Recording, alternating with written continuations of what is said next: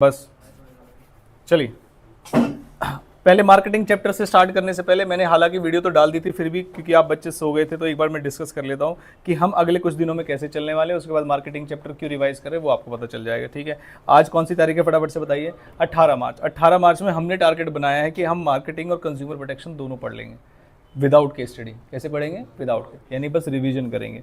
Marketing का पूरा revision मैं यहाँ से करा के भेजूंगा आपको, और घर पे जाके कंज्यूमर प्रोटेक्शन का तो आप रिवीजन कर सकते हैं, ऐसा मैं मान के चलूंगा। ठीक है, ये हो जाएगा आपका कंज्यूमर प्रोटेक्शन। लेक्चर्स चाहिए तो लेक्चर्स भी ग्रुप पे शेयर करूँ, कुछ नहीं तो खाली देख लेना। पहले आप शुरुआत अच्छी कर दोगे तो बाकी की तैयारी ऑटोमेटिकली ठीक ठाक होने लगेगी। शुरुआत अगर खराब हो जाएगी कि शाम में भी नहीं पढ़ा, रात में भी नहीं पढ़ा, सुबह भी लेट होते तो फिर गड़बड़ हो जाएगी। ठीक है, ये हमारा 18 मार्च वाला टारगेट रहेगा। कितने चैप्टर हो जाएंगे उसमें? उसके बाद जब 19 मार्च होगा उसके बाद सुबह सुबह जो केस स्टडी, हम जो इन चैप्टर्स की केस स्टडी जो है वो पढ़ेंगे। आप घर पे पढ़ेंगे, यहाँ पढ़ेंगे, वो हम बाद में डिसाइड करेंगे। क्या मेरी बात? लेकिन टारगेट ये है। उसके बाद बाकी के 2 चैप्टर्स विद केस स्टडीज करेंगे, यानी 18 और 19 मार्च, यानी आज और कल में हमारे कितने चैप्टर्स रिवाइज हो जाएंगे? 4। और ऐसा इम्पॉसिबल नहीं है, ये भी आप जानते हैं, बिल्कुल मतलब डुएबल टास्क है। अगर पेपर 3 दिन बाद होता हम तब भी दोनों बुक रिवाइज कर डालते। एफिशिएंसी कम होती, इफेक्टिवनेस कम होती है उसकी, और लिख लिख के नहीं देख सकते थे वो एक अलग बात है, लेकिन कर तो तब भी लेते। क्या मेरी बात समझ में आती है? फिर उसके बाद एक सुंदर सा टेस्ट बनाएंगे आपको 20 मार्च का, और टाइमिंग होगी उसकी 9 से 12 की। कौन सी बुक का फटाफट से बताइए, और मार्क्स कितने का होगा फटाफट से बताइए? 18। तो हम बुक 2 को इन डेप्थ तरीके से आपसे पूछ लेंगे, उसमें केस स्टडी, एमसीक्यू सब चीज़ होगी। ऐसा इंडिविजुअली मौका थोड़ा सा कम मिलेगा हमें, क्योंकि पेपर बहुत सारे, तो दिन बहुत है, तो कोई दिक्कत वाली बात नहीं। उसके बाद जब ये पेपर खत्म हो जाएगा तब आपको 4 घंटे के ब्रेक के बाद आप रिवाइज करना शुरू करेंगे। चैप्टर नंबर 1, चैप्टर नंबर 2 और चैप्टर नंबर 3, ये सेम डे पे करेंगे आप। यानी कौन सी तारीख की बात चल रही है अभी? कौन सी तारीख की बात चल रही है? 20 मार्च। और ये मुझे लगता है प्री बोर्ड्स वगैरह इतनी बार हमने रिवीजन टेस्ट खुद भी रख लिया कि आप जल्दी जल्दी कर लेंगे इनको। इसमें मैंने केस स्टडी नहीं बोला, सिर्फ क्या रिवाइज करना है इसमें? थ्योरी। क्या रिवाइज करनी है सिर्फ इसमें? थ्योरी। उसके बाद जो अगला दिन होगा पहले इनकी केस स्टडीज रिवाइज करेंगे, उसके बाद 3 चैप्टर्स और कर डालेंगे। जब वो दिन खत्म हो जाएगा, जी बताइए। हाँ जी, ये मैं नहीं पढ़ा रहा हूँ उस टाइम पे, टाइम टेबल है कि इस टाइम में आप ये चैप्टर्स पढ़ रहे होंगे। हो सकता है कुछ चैप्टर्स में रिवाइज करा दूं, हो सकता है कुछ चैप्टर की रिवीजन वीडियो में घर पे भेज दूं, लेकिन ये हमारा टारगेट है, ये क्लास टाइम नहीं है। क्या मेरी बात समझ में आती है? हाँ हाँ जी भाई, नहीं पढ़ेगा, मैं बोल तो रहा हूँ, मेरी फीस आ चुकी है तो दिक्कत मुझे नहीं है, मैं आपको समझा सकता हूँ। अभी ये नहीं आई तो फिर पढ़ लेना भाई, बहुत मारूंगा अगर पढ़े नहीं तो। समझ में आया? चलो बस, अब आइए 21 मार्च पे। 21 मार्च में देखो क्या लिखा हुआ है। मॉर्निंग में क्या करेंगे? केस स्टडीज और बाकी के 3 चैप्टर, और उसके बाद 22 मार्च को क्या करेंगे? देखिए 2 चैप्टर। बेटा अभी टिप्स पे पूछ लूंगा, मानिक ध्यान रखना, ठीक है। उसके बाद और आफ्टर 4 बजे आप क्या करेंगे फटाफट से बताइए? कंप्लीट रिवीजन कर लेंगे। और उसके बाद अगली तारीख को हम कर लेंगे क्या? टेस्ट। 23 मार्च को। 23 मार्च को मॉर्निंग में आपने टेस्ट दिया, उसके बाद आप चले गए घर। फिर जो टेस्ट 1 था, और टेस्ट यानी बुक 1 बुक 2 को दोबारा से रिवाइज करेंगे, और 24 मार्च को फिर से आएंगे एग्जाम टाइप टेस्ट देने के लिए। इसके बाद जितनी भी बीमारियां आपको लगेगी उसके सॉल्यूशन पे काम करेंगे। जहां मुझे लगा कि सीबीएसई ने पिछले सालों में ये वाले क्वेश्चंस अनएक्सपेक्टेड पूछे थे, पीवाईक्यूज बोलते हैं जिनको, या एमसीक्यूज अनएक्सपेक्टेड पूछे थे, जो पूछे जा सकते हैं, इसके क्या आंसर होंगे, लेंथ क्या होनी चाहिए, वो सब डिस्कस कर लेंगे। यानी लास्ट के 3 दिन जो है, अरे ताली बजाइए भाई साहब इनके लिए, एक बार आ जाओ यार। कुछ हो गया क्या पैर में? ऐसे ही चल रहे हो? आ जाओ। मेरा मन नहीं लग रहा था क्लास में। कैसा हुआ आज का पेपर? तो बहुत बढ़िया था। हैं? इजी आया था। इजी आया था? बच्चे तो कह रहे मुश्किल आया था मैक्रो वाला। सेट 1 इजी आया था, मतलब मैक्रो पार्ट थोड़ा सा हार्ड आया था। मैक्रो थोड़ा, हाँ वही तो मैं कह रहा हूँ, मैक्रो थोड़ा हार्ड आया था। इंडियन को बहुत आसान था। छाप दी पूरी? तो पूरी छाप दी, मतलब 76 77 तो आराम से आया। 76 77 आराम से आ जाएंगे। आराम से बैठो बेटा वहाँ।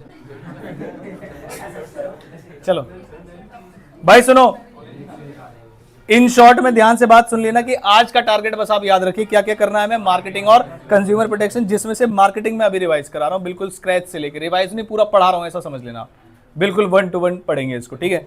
हाँ जी बेटा, इसको ना मुंह के अंदर डाल के यहाँ से सिल दूंगा, समझ में आई बात? चुप रहना जब तक पढ़ा रहा हूँ। तुम्हें चैप्टर के नाम नहीं पता अभी, मेरे टाइम वेस्ट नहीं करना बेटा, भगा दूंगा मैं क्लास से, मेरे को फर्क नहीं पड़ता। आप बोलना, आप बोलिए मत, बस जो आपको सुनने आए हैं बस आप, और सोचो मैं वो सुना दूंगा तो फिर क्या होगा, ठीक है। चैप्टर का नाम मार्केटिंग, ठीक है। यहाँ से सबसे लेंथीएस्ट चैप्टर में से है आपके सिलेबस के, और प्लस सबसे स्कोरिंग चैप्टर में से है। 2 बड़े बड़े क्वेश्चन आने के चांसेस होते हैं, इसमें से एक का ऑप्शन मिलेगा आपको और एक में ऑप्शन नहीं मिलेगा, यानी कि ये बचा लेगा आपको चैप्टर। क्या मेरी बात समझ में आती है? तो स्टार्टिंग से चलते हैं। मार्केटिंग के अंदर सबसे पहला कंसेप्ट किस चीज़ को लेके है?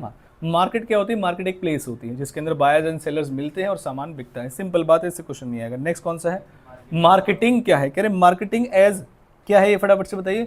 ह्यूमन एक्टिविटी डायरेक्टिव एट कहाँ पर? Satisfying the needs and wants through exchange process. Exchange process क्या है? गुड्स प्रोवाइड करेंगे, गुड्स या सर्विसेज प्रोवाइड करेंगे और बदले में क्या लेंगे? पैसे लेंगे। तो इसे क्या बोलते हैं यहाँ पर? मार्केटिंग। अब आते हैं मार्केटिंग कंसेप्ट क्या है। उससे पहले हम शुरुआत करेंगे किससे? बताइए, फिलॉसफी। मार्केटिंग फिलॉसफी का क्या मतलब होता है? फिलॉसफी का मतलब होता है कौन सी सोच से आप प्रॉफिट कमाएंगे। क्या होता है? फटाफट से बताइए, कौन सी सोच से आप प्रॉफिट कमाने का सोच रहे हैं। यानी कि जो भी यहाँ पर फिलॉसफीज लिखी हुई हैं वो सभी सही हैं। क्या मेरी बात? तो हर कंपनी उससे प्रॉफिट कमा रही है। वन बाय वन चलेंगे। सबसे पहला वाला जो फिलॉसफी है वो कौन सी है? कंसेप्ट के नाम से भी जानते हैं इसे। क्या बोलते हैं इसको?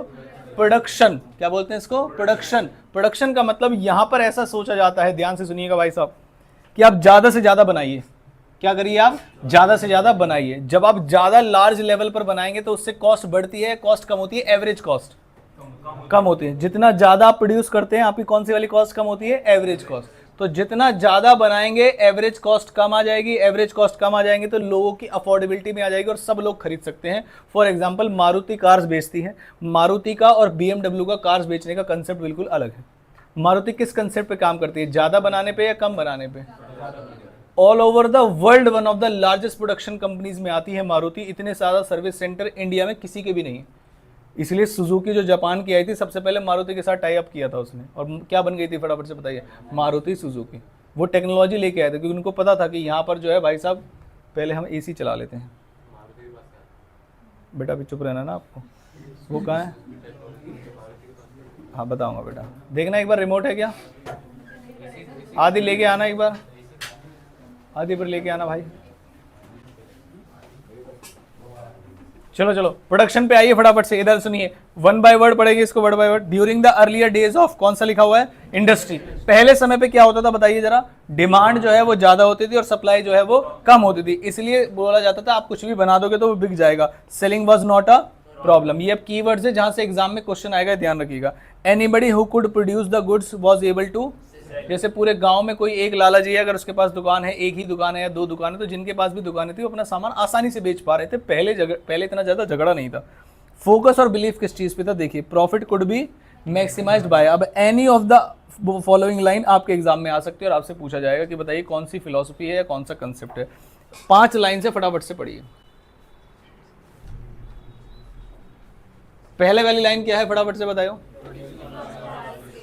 Producing on a large scale. इससे क्या होगा? देखो वही लिखा हुआ है।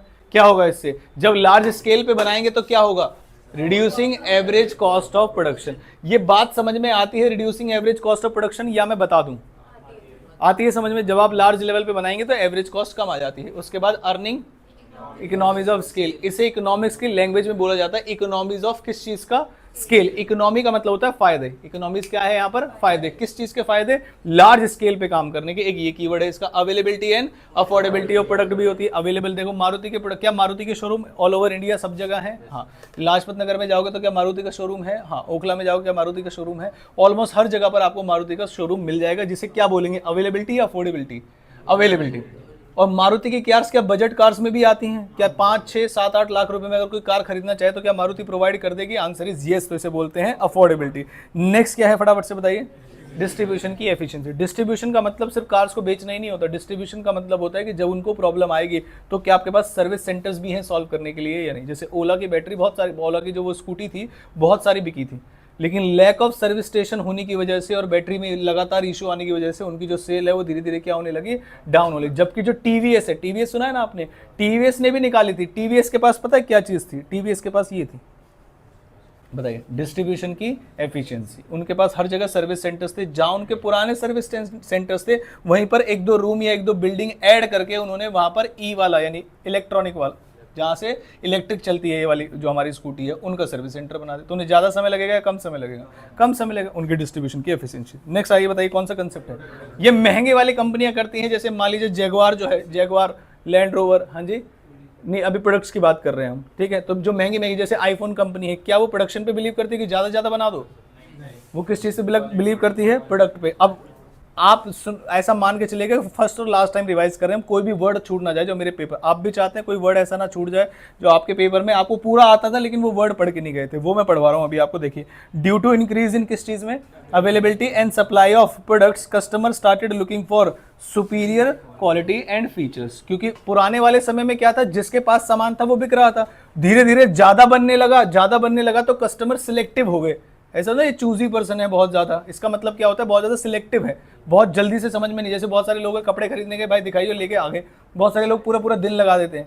क्या मेरी बात समझ में आती है? तो अब लोग कुछ ऐसे बन गए। तो फोकस और बिलीफ किस चीज पे है, profit could be maximize by किस चीज में, continuous improvement in quality of products. इसके कुछ एग्जांपल्स और केस स्टडी में साथ साथ आपको याद दिलाना लगूंगा। जैसे मान लीजिए एक व्यक्ति था जो स्कूल बैग्स बनाता था, तो उसने स्कूल बैग के अंदर ही अलग से सेक्शंस बना दिए, जिसमें आप अपनी बुक्स, किताबें, लंच वंच अलग अलग सेक्शन में रख सकते हैं, प्लस एक वाटर बॉटल होल्डर भी बना दिए, दो वाटर बॉटल होल्डर बना दिए उसने। तो वो किस चीज़ में इंप्रूवमेंट है, फटाफट से बताइए। प्रोडक्ट, कौन से कंसेप्ट पे काम कर रहा है वो, प्रोडक्ट कंसेप्ट पे, यही बात है। क्वांटिटी ऑफ प्रोडक्शन पे ध्यान दिया जाएगा क्या, नहीं। किस चीज़ पे ध्यान दिया जाएगा, अगर मैं इसे ऊपर ले जाऊं तो क्या होगा, फटाफट से बताओ। क्या क्वांटिटी ऑफ प्रोडक्शन पे ध्यान दिया जाएगा, हाँ। क्या क्वालिटी ऑफ प्रोडक्शन पे ध्यान दिया जाएगा, नहीं। कौन से कंसेप्ट में, प्रोडक्शन कंसेप्ट। और क्या लिखा हुआ है, adding what, more features, colours and variants. तीसरा कंसेप्ट आता है, कौन सा कंसेप्ट, सेलिंग कंसेप्ट। ये कहता था भाई साहब, अगर आप बेच नहीं पा रहे सामान तो आपकी प्रॉब्लम है, बनाओ कुछ भी, वो तो बिक जाता है, बस सामने वाले के पास टेक्निक होनी चाहिए बेचने की। क्या मेरी बात से, तो इसे सेलिंग कंसेप्ट बोलते हैं। वो कहते हैं अगर आप बना पा रहे हैं तो बिक तो जाएगा ही मार्केट में, बेचने की टेक्निक होनी चाहिए। क्या मेरी बात, जैसे आजकल के जो फूड वेंडर्स होते हैं, जो फूड वाले लोग आसपास में खुले हुए होते हैं, उनके पास क्या टेक्नोलॉजी, कह रहे भाई कुछ भी बिक जाता है। जैसे अग्रवाल के पास एक व्यक्ति है जो शायद शेक वेक और कुछ वो बेचता है, देखा आपने, ये वाला अग्रवाल उसके साइड में खड़ा हुआ है। उसके बाद उसके पास पिज्जा भी मिल जाता है, उसके पास शायद सैंडविच भी मिल जाती है, वो सारी चीजें बना देता है। इसका मतलब क्या है, वो कौन से कंसेप्ट पे काम करता है, सेलिंग कंसेप्ट। कह रहे भाई साहब मैं कुछ भी बनाऊंगा, कस्टमर मेरे पास आएंगे, मैं बेच दूंगा। बेचने की टेक्निक होनी चाहिए, बेचने की क्या होनी चाहिए, टेक्निक होनी चाहिए। कैसे, देखिए अब ये कुछ कीवर्ड हैं जो आपको केस स्टडी में परेशान करेंगे। क्या लिखा हुआ है, एंड, ल्योर एंड, कॉक्स। चारों में से कोई भी कीवर्ड आपके एग्जाम में आ सकता है, जिसमें ये पूछा जाएगा आपसे द बायर्स टू बाय, या फिर क्या करेंगे आप, इंड्यूस करें। इस लाइन को बड़ा फटाफट से ध्यान से देखिएगा, इसकी हिंदी मीनिंग समझिए। कस्टमर्स वुड, क्या चीज नहीं करेंगे, वुड नॉट बाय और नॉट बाय इनफ, या तो खरीदेगा नहीं और खरीदेगा तो कम खरीदेगा, until they are adequately convinced and motivated। जैसे कुछ समय पहले ऐसा सुनने में आया था कि टाटा नमक जो है वो बिकना थोड़ा सा बंद हो जाएगा, ये इसकी शॉर्टेज है। आज से शायद 4 या 5 साल हो गए इस बातों को। तो जो दुकानदार है उन्होंने MRP लिखा हुआ था उसके ऊपर 12 रुपए या कुछ रुपए, उसने 5-5 रुपए एक्स्ट्रा में बेचना शुरू कर दिया, अननेसेसरी प्राइस हाइक की, ऐसे बोल दिया कि शॉर्टेज हो जाएगी। तो ये एक टेक्निक थी बेचने की। तो जो 12-12 रुपए की वाली थैली थी वो 18-18 रुपए में बिकी। बाद में पता चला ऐसा तो कुछ होगा ही नहीं। जैसे भी LPG सिलेंडर के साथ है।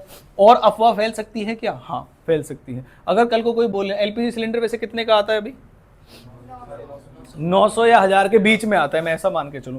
मान लीजिए ऐसी अफवाह उड़ने लगे कि अगले 3 महीने भी अवेलेबल नहीं होंगे और ब्लैक में मिल रहे हैं 1100-1100 रुपए में, बताओ लोग खरीदेंगे या नहीं खरीदेंगे, खरीदेंगे। तो उसने बोला ये हमारी टेक्निक है भाई, नहीं बिक रहे थे तो हमने टेक्निक लगा दी, ठीक है। उसके बाद अब फोकस और बिलीफ किस चीज पे, प्रॉफिट कैसे मैक्सिमाइज करेंगे, कह रहे यूज करेंगे हम what, aggressive selling and promotional efforts.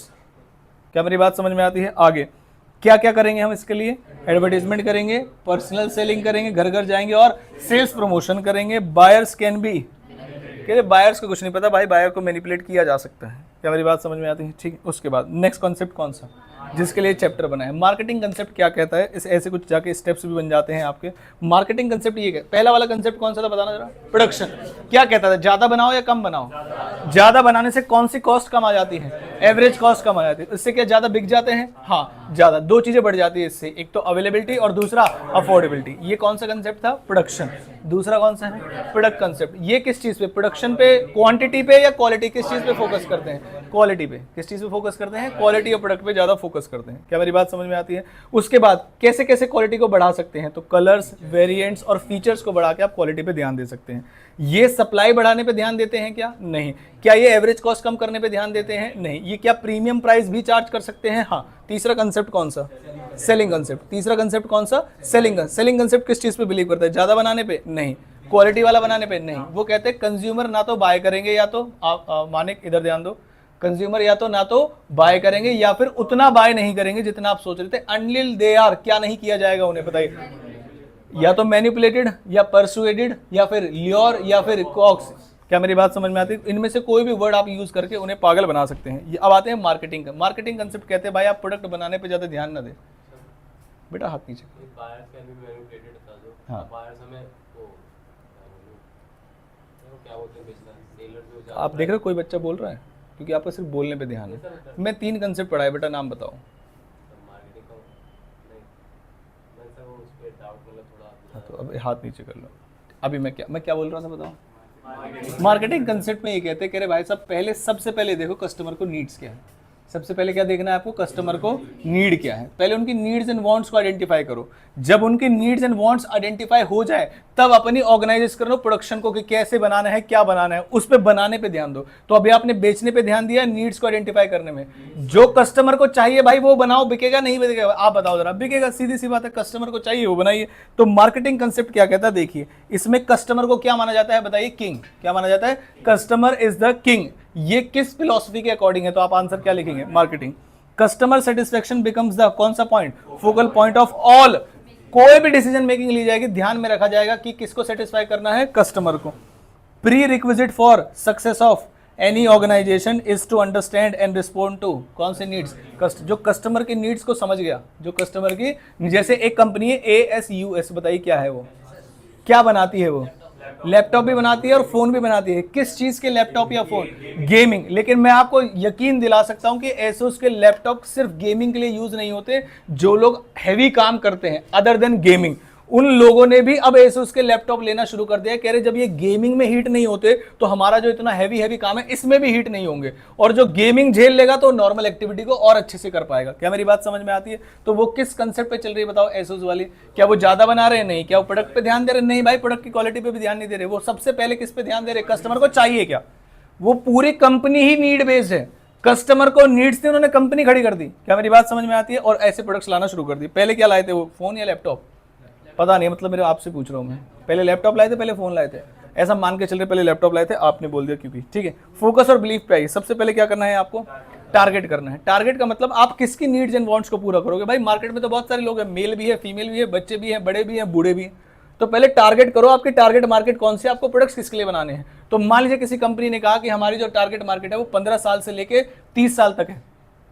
कितने से लेके, 15 साल से लेके 30 साल तक के लोग हैं, मेल फीमेल सब आती हैं, इसमें मेजॉरिटी मेल आते हैं। एसूस कंपनी ने ऐसा, आसूस बोलते हैं, क्या बोलते हैं, ASUS कंपनी ने ऐसा बोला। क्या मेरी बात समझ में आती है? उन्होंने टारगेट कर लिया ना कि हमारी एज ग्रुप ये है जिसे टारगेट करेंगे। क्या 5 साल के बच्चे को इस कंपनी से कोई लेना देना है क्या?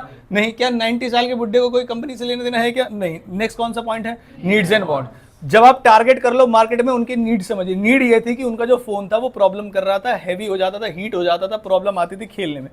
जब मेन जगह चिकन की बारी होती थी उस समय पर बहुत सारे लोग आसपास आ जाते हैं तो वो गेम हैंग करने लगता है। क्या मेरी बात समझ में? जब उसे पूरे फोकस की जरूरत थी, पूरी एफिशिएंसी की जरूरत थी, उसके बाद आप क्या करिए, फटाफट से उसके हिसाब से प्रोडक्ट को डेवलप कर दीजिए, फिर उसके बाद नीड्स को सेटिस्फाई कर दीजिए, प्रोडक्ट को प्रोवाइड करके, और क्या कमा लीजिए, प्रॉफिट। तो 5 चीजें। सबसे पहले क्या करना है, पहले नीड्स को आइडेंटिफाई करना है या पहले टारगेट करो? पहले टारगेट करो, किसकी नीड्स को आइडेंटिफाई करना है, उसके बाद नीड्स को आइडेंटिफाई करो, उसके बाद प्रोडक्ट को डेवलप करो, डेवलप करने के बाद सेटिस्फाई कर दो कंज्यूमर की नीड से प्रोवाइड करके, और लास्ट में क्या कमा लीजिए, प्रॉफिट। आई होप आपको यहां तक बात समझ में आ रही, ठीक। उसके बाद ना नेक्स्ट आ गया कौन सा वाला, सोसाइटल मार्केटिंग कंसेप्ट। अब मैं बताता हूं एग्जाम में गलती कहां होती है। एक बार आया था एग्जाम में कि वो कस्टमर सेटिस्फेक्शन को लेकर काम कर रहे हैं। किसको लेकर काम कर रहे हैं, कस्टमर की नीड्स वांट्स। ये सारी बातें ऐसे रिपीट मोड में लिखी हुई थी, कस्टमर की needs wants, target market, customer satisfaction, ऐसे करके भरा हुआ था। लास्ट में कहीं लिखा हुआ था along with considering societal problems, एक लाइन में बस ऐसे। तो क्या आंसर बदल गया या नहीं बदला? क्योंकि बच्चा तो नीड्स एंड वांट्स देख के क्या आंसर लगाएगा बताइए, मार्केटिंग कंसेप्ट। जबकि सोसाइटल मार्केटिंग कंसेप्ट कोई अलग से कंसेप्ट नहीं है, वो कहता है मार्केटिंग कंसेप्ट बहुत बेस्ट कंसेप्ट है। अगर आप मार्केटिंग कंसेप्ट को पूरा पूरा करते समय आपने एनवायरमेंट को भी ध्यान में रख लिया तो ये कौन सा कंसेप्ट बन जाएगा? क्या मेरी बात समझ? तो अगर कस्टमर सेटिस्फेक्शन इन नीड्स कहीं पर लिखा हुआ है तो क्या आंसर मार्केटिंग कंसेप्ट ही होगा? इस बात का जरूरी है, माने क्या नहीं? बताइए जरा फटाफट से, क्या पूछा मैंने, बताओ। नहीं, मैंने पूछा क्या? आप पूरा फोकस इधर रखिए। अगर आपका शरीर आपको अलाउ नहीं करो तो बेटा जाके अपने, मतलब एक बार वॉशरूम में जाके चाटे लगाओ, मुंह धो, कुछ भी करके आ जाओ। मैं डिस्टर्ब हो रहा हूँ ना बेटा, ऐसे है ना। सोसाइटल समझ में आया आपको? अब एक बार लाइन बाय लाइन बनेगा, देखिए any activity which satisfies human needs but is detrimental और against the interest of society at large cannot be. यानी कि अगर मैंने कोई ऐसी कंपनी बनाई है जो मजेदार कूलिंग करती है, कम प्राइस में भी आती है, लेकिन नीड्स एंड वांट्स के अकॉर्डिंग पड़े, लेकिन मेरे एनवायरनमेंट के लिए बहुत ज़्यादा हानिकारक है, तो ये कौन सा कंसेप्ट है? ये कौन सा कंसेप्ट है? ये मार्केटिंग कंसेप्ट है। कौन सा कंसेप्ट है? क्योंकि कस्टमर्स की नीड्स एंड वांट्स देखी ना मैंने, इग्नोर कर दिया किसको? सोसाइटी को। अगर मैं सोसाइटी को इंक्लूड कर लूं तो अब कौन सा बन जाएगा? Societal marketing concept. आप देखोगे तो नाम में मार्केटिंग है। क्या मेरी बात समझ में आ रही? तो ये इसका एक्सटेंशन है। It is the extension of कौन सा concept? Marketing concept as supplemented by the, supplement का मतलब इसमें एडिशन कर दिए गए हैं, concern for long term welfare of the society. क्या मेरी बात समझ में आ? जैसे अमेरिका के अभी डोनाल्ड ट्रम्प जो है, क्या लगता है अभी वो अमेरिका के लिए काम कर रहे हैं या आगे जाके फ्यूचर अमेरिका के लिए काम कर रहे हैं? फ्यूचर अमेरिका के लिए काम कर रहे हैं भाई। वो अमेरिका ऑयल नहीं बनाता, उसने उड़ा दिया, उसका वेनेजुएला वाला उठा लिया उसको और उस पर कब्जा कर लिया। अब बचा कौन सा? ये ईरान। इस ईरान को गड़बड़ कर दी। अब गड़बड़ कर दी तो उसने वो कौन सा वाला एरिया है पता है आपको? एक वो स्ट्रीट ऑफ कौन हमोज ऐसे कुछ नाम है उसका, उसको ब्लॉक कर दिया। अब सबको कह रहा है ऐसे उड़ा दो, अपने अपने करियर निकलवाओ। तो वो सब कुछ वो कर रहा है जो आगे जाके अमेरिका वालों को कभी दिक्कत नहीं आएगी। अभी तो अमेरिका टेक्नोलॉजी में आगे था, लेकिन अब वो सब चीज़ में आगे निकल जाएगा ऐसे। तो वो कौन से कंसेप्ट पे काम कर रहा है? अपनी सोसाइटी के लिए काम कर रहा है। कंसर्न फॉर, कह रहे किस किस चीज़ के बारे में बताइए? एनवायरमेंट पॉल्यूशन, उसके बाद पॉपुलेशन, उसके बाद डिफॉरेस्टेशन, उसके बाद इन्फ्लेशन। इन सब बातों का आपको ध्यान रखना है। तो ये कितने कंसेप्ट हो गए फटाफट से बताइए? 5। सिंपल है कंसेप्ट। इनमें से एक क्वेश्चन बेटा आना तय है, ये ध्यान रख लेगा। बस आप उसे कंसेप्ट को आइडेंटिफाई कर पाएंगे या नहीं कर पाएंगे उस चीज पे डिपेंड। पहला कौन सा कंसेप्ट था? दूसरा, तीसरा, चौथा, पांचवा।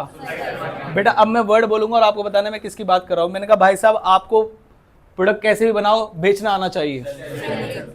ज्यादा बनाओ, अच्छा बनाओ, अच्छा हो या खराब हो, लेकिन जैसा कंज्यूमर चाह रहा है वैसा बनाओ, और उसके साथ साथ सोसाइटी को भी ध्यान में रखो। बात खत्म हो गई। कीवर्ड्स मैंने आपको बता दिए। ये इनमें से एक क्वेश्चन आना तय है। यहाँ से शुरू होता है बाकी हिस्सा चैप्टर का। क्या नाम है इसका? Marketing mix. क्या नाम है इसका?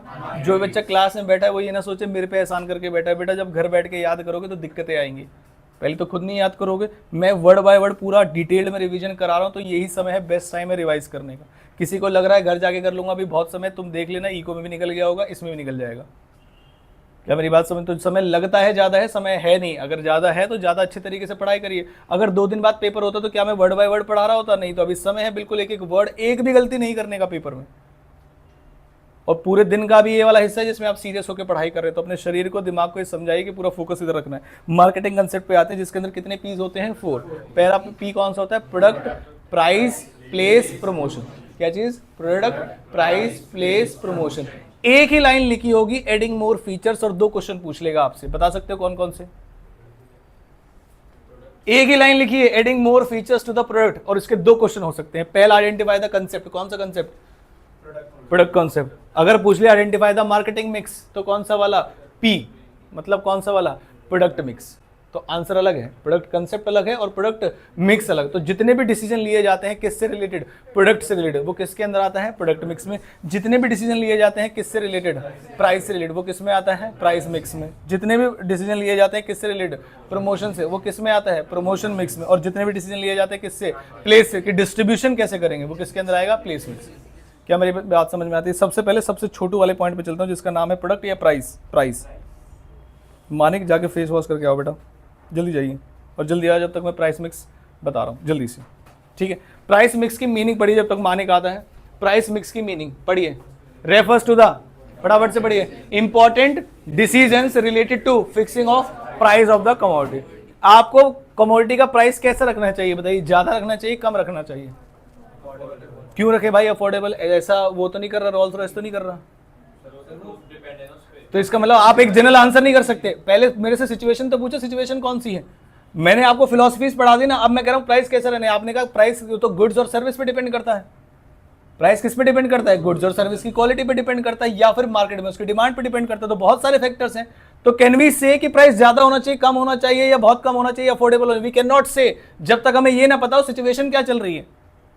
क्या मेरी बात समझ में आती है? तो इसी बात को लेकर प्राइस मिक्स ये कहता है कि बहुत सारे फैक्टर्स दिमाग में रखने पड़ते हैं। जो तुमने एकदम से कह दिया कि बीच में होना चाहिए प्राइस, नो, बहुत सारे फैक्टर्स सोचने के बाद प्राइस डिसाइड किया जाता है, तो इसमें आते हैं प्राइस फैक्टर्स। और उससे सबसे इंपॉर्टेंट बात कौन सी होती है? Pricing objective. कह रहे आप जो प्राइस तय करना चाहते हो उससे क्या अचीव करना चाहते हो? मैंने कहा भाई साहब मैं जो प्राइस रखना चाहता हूं वो ये सोच के रखना चाहता हूं कि हमसे हमारे जैसा कोई है ही नहीं सर्विस प्रोवाइड करने में, तो बताओ प्राइस हाई रखूंगा या लो रखूंगा? बताइए, अंदर हो जाओ, बताइए प्राइस हाई रखूंगा या प्राइस लो रखूंगा? प्राइस को क्या रखूंगा? हाई। यानी कि मेरा ऑब्जेक्टिव क्या था बताइए? अच्छी सर्विसेज देना है, खराब सर्विसेज देना? अच्छी सर्विस। और अच्छी सर्विस कब दी जाएगी? जब प्राइस हाई होगा या प्राइस लो होगा? जब प्राइस हाई होगा, ज्यादा इन्वेस्टमेंट की जाएगी उसमें। क्या मेरी बात समझ में आती है? मानिक थोड़ा सा और थोड़ा सा इधर, मानिक को लेके थोड़ा सा ज्यादा है ना। ठीक, पहला ऑब्जेक्टिव पढ़िए, क्या लिखा हुआ है? टू ऑब्टेन, जब मैं बोल रहा हूं to obtain market share leadership, तो मैं यहां पर कह रहा हूं ज्यादा से ज्यादा लोगों पर मेरे गुड्स या सर्विस हो। ये ऑब्जेक्टिव मैं कब अचीव कर सकता हूं? जब प्राइस हाई हो या जब प्राइस लो हो। तो यानी कि जब मेरा ये ऑब्जेक्टिव होगा कि मुझे मार्केट शेयर लीडरशिप चाहिए, यानी कि जितने भी गुड्स मार्केट में, जितनी भी कार्स मार्केट में बिक रही हैं, उसमें ज्यादा से ज्यादा कार्स मेरी सेल हो, मैं मार्केट लीडर बनूं। तो ये कब होगा? हाई प्राइस चार्ज करके या लो प्राइस चार्ज करके? लो प्राइस ही रखना पड़ेगा, तभी ज्यादा से ज्यादा लोग खरीदेंगे और अफोर्डेबिलिटी बढ़ेगी। पहला ऑब्जेक्टिव समझ में आया। दूसरा ऑब्जेक्टिव सर्वाइविंग इन अ, मैं एक ऐसी मार्केट में घुस गया जो पहले से ही बहुत ज्यादा कॉम्पिटिटिव है, जैसे फोन की मार्केट में। अब कोई नई फोन की कंपनी आई है, वो कैसे सर्वाइव करेगी जब इतना सारा कंपटीशन पहले से चल रहा है? तो उसे प्राइस ज्यादा रखना पड़ेगा, प्राइस कम रखना पड़ेगा। फॉर एग्जांपल मैंने कहा आसपास से कॉमर्स का ही कोचिंग खुल गया है, तो कंपटीशन तो बहुत सारे हैं ना आसपास, हमारे पास बहुत सारे कॉमर्स के कोचिंग हैं। तो उसे सर्वाइव करने के लिए क्या वो मान लीजिए कर सकता है 4,000 रुपए पर सब्जेक्ट और हम क्लासेस दे रहे हैं? क्या लगता है भीड़ जाएगी वहां पर? नहीं जाएगी। ये कॉम्पिटिटिव मार्केट है जिसमें प्राइस क्या रखना पड़ेगा? उसको सर्वाइव करने के लिए लो रखना पड़ेगा। यानी कि फर्म को डिसीजन रखना पड़ेगा कि आपको प्राइस क्या रखना है? लो। उसके बाद तीसरा पॉइंट क्या है? अटेनिंग। यहां पर मैं लीडरशिप क्या चाहता हूं? ज्यादा से ज्यादा लोगों के पास मेरा प्रोडक्ट हो या मेरे जैसा प्रोडक्ट किसी के पास ना हो। यानी जो कंज्यूमर मेरा प्रोडक्ट खरीदते हैं उनके जैसा प्रोडक्ट किसी की भी कंपनी के पास ना हो। बताइए, ये इसके अंदर प्राइस हाई रखना पड़ेगा या लो? क्यों हाई रखना पड़ेगा? क्योंकि बढ़िया प्रोडक्ट बनाने के लिए बढ़िया पैसे लगेंगे, कॉस्ट हाई होगी, और कॉस्ट हाई होगी तो मुझे प्राइस क्या रखना पड़ेगा? हाई। तो तीन तरीके ऑब्जेक्टिव हो गए, to obtain market share leadership, to obtain market share leadership, जिसके लिए प्राइस क्या रखना पड़ेगा? मुझे लो। मुझे क्वालिटी लीडरशिप चाहिए, प्राइस क्या रखना पड़ेगा? High. Surviving in a competitive market, price क्या रखना पड़ेगा? लो।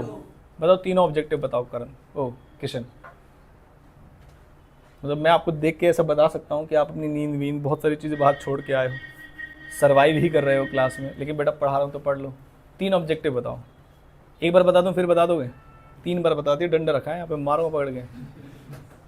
3 पॉइंट थे, to obtain what? Market share leadership. दूसरा वाला क्वालिटी लीडरशिप लास्ट था, और दूसरा वाला कौन सा? Surviving in a competitive market. तो मार्केट शेयर लीडरशिप चाहिए तो प्राइस लो। क्या मेरी बात? Surviving in a competitive market low, ये तो पता ही चल रहा है हमें। और तीसरा कौन सा था? क्वालिटी लीडरशिप चाहिए तो प्राइस क्या रखना पड़ेगा? हाई रखना पड़ेगा। क्या मेरी बात समझ में आती है? ठीक। अब आते हैं नेक्स्ट सेकंड पॉइंट, कौन सा है? प्रोडक्ट की कॉस्ट। मैंने कहा भाई प्रोडक्ट की कॉस्ट का मतलब प्रोडक्ट को बनाने में क्या लागत लगी है। तो जब भी आप प्राइस रखेंगे, इसमें हाई या लो की बात की जा रही है? बता सकते हैं क्या इसमें हाई या लो प्राइस की बात की गई है? नहीं।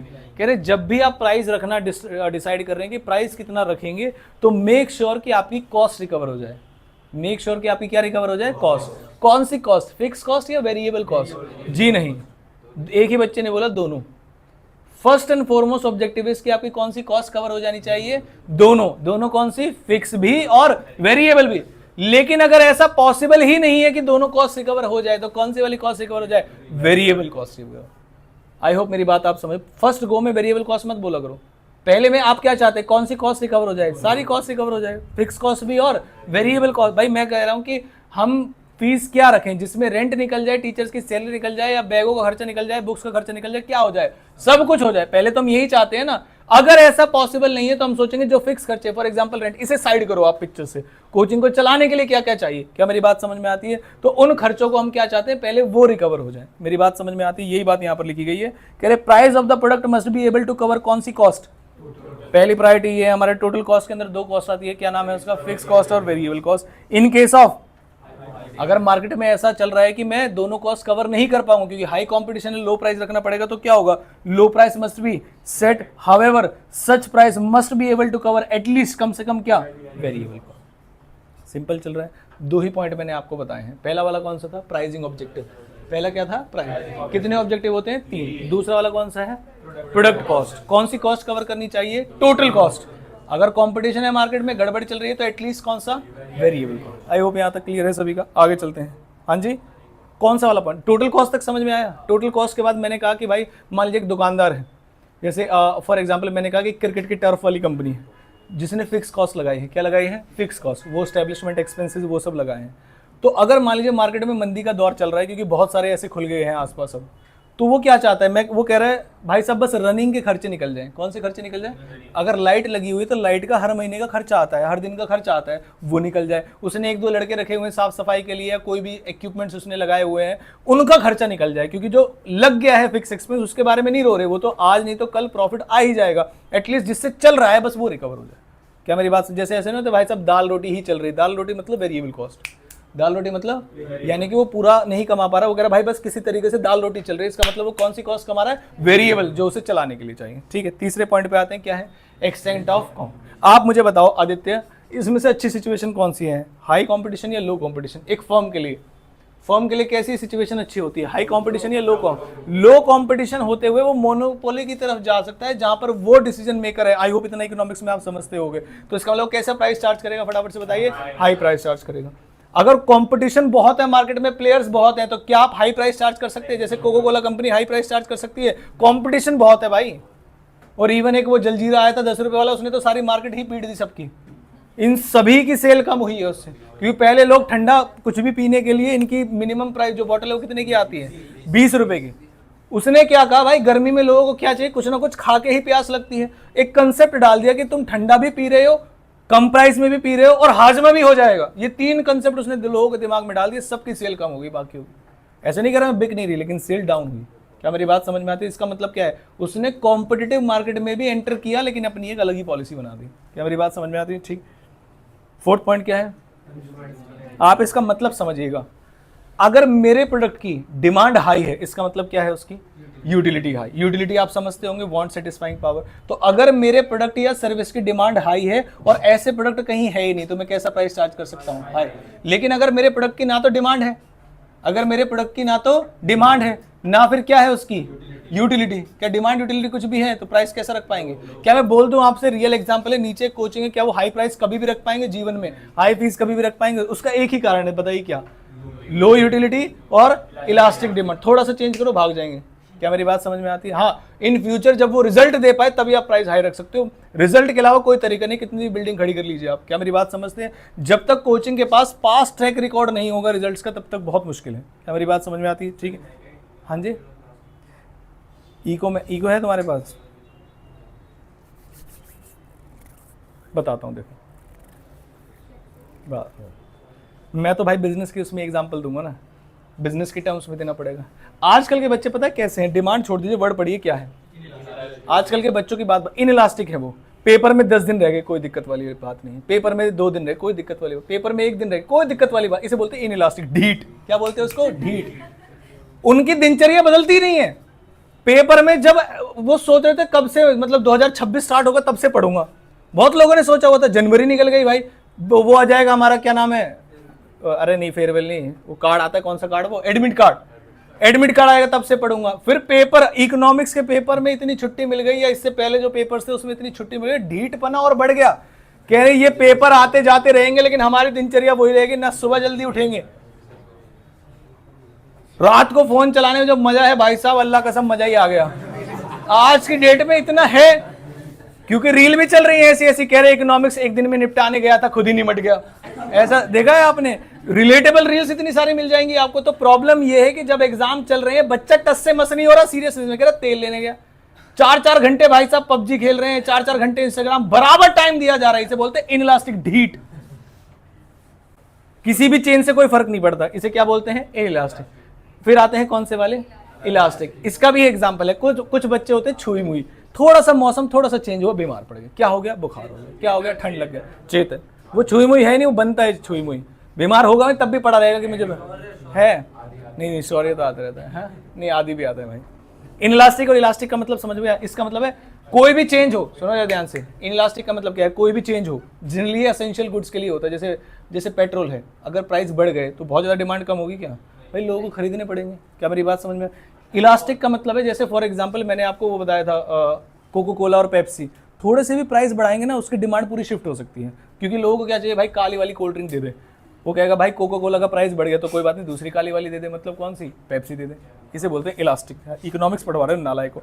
5th पॉइंट क्या है, कह रहे कुछ असेंशियल गुड्स जो होती हैं उसमें डायरेक्टली गवर्नमेंट इन्फ्लुएंस करती है। मान लीजिए मेरा और आपका पेट्रोल पंप है और गवर्नमेंट का कोई इन्वॉल्वमेंट नहीं है उसमें, गवर्नमेंट का कोई, अब जिन्होंने गाड़ियां खरीदी हैं वो पेट्रोल डलवाएंगे नहीं डलवाएंगे? अचानक से तो कोई नॉर्मल व्यक्ति शिफ्ट नहीं हो सकता ना कि उसने पेट्रोल वाली कार या बाइक फेंक दी और इलेक्ट्रिक लिया, एकदम से थोड़ी ना होता है भाई। लोग अपनी जीवन की जमा पूंजी लगा देते हैं व्हीकल खरीदने, बहुत कुछ सोच समझ के लेते हैं, तो एकदम से तो शिफ्ट नहीं हो सकता ना। ईएमआई पे भी नहीं जाएगा, वो पुरानी वाली ईएमआई नहीं गई अभी। क्या मेरी बात समझ में आती है? तो मैंने कहा, मैं और ग्रंथी एक दिन बैठे थे, मैंने कहा भाई प्राइस क्या रख दूं? कह रहे सर अभी क्या चल रहा है? मैंने कहा 100 रुपये। कह रहे 1000 कर दो।